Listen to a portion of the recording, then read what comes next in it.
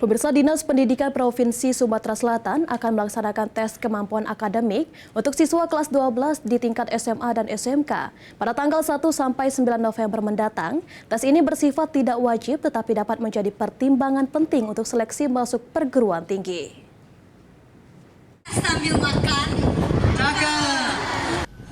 Dinas Pendidikan Provinsi Sumatera Selatan akan melaksanakan TKA bagi siswa kelas 12 tingkat SMA dan SMK.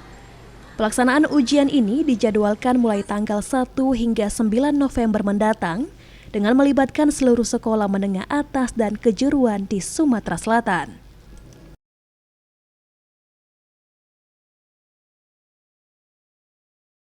Hal itu disampaikan Kepala Bidang SMA Dinas Pendidikan Sumatera Selatan, Poniem, dengan adanya TKA menjadi salah satu upaya untuk mengukur kemampuan siswa yang ada di SMA.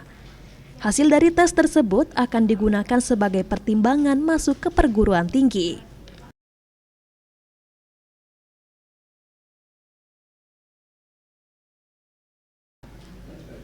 Adapun mekanismenya, soal-soal yang diberikan kepada siswa langsung dari pusat dan akan dilaksanakan di sekolah masing-masing secara online.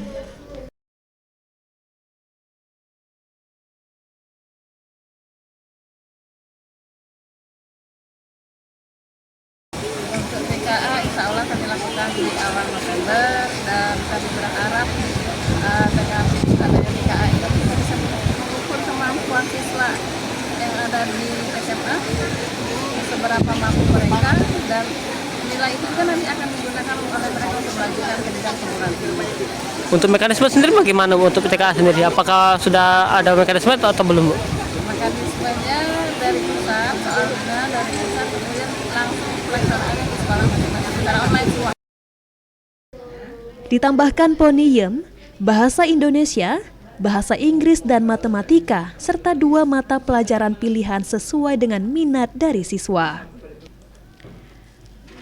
TKA ini merupakan pengganti ujian nasional yang bersifat opsional dan bermanfaat untuk seleksi perguruan tinggi. Ilham Wahyudi, PAL TV.